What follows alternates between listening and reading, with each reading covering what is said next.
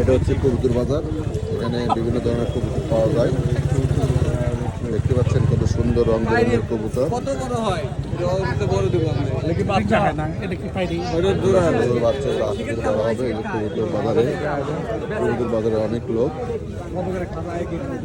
এই যে রংটি লাল করছে একটা কবুতর, কবুতর আর কবুতর।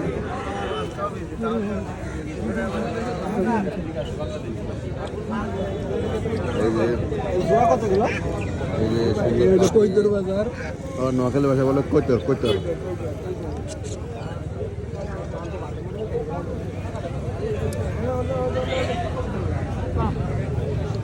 কত বড় কবুতরের বাচ্চা দেখতে পাচ্ছেন, সুন্দর।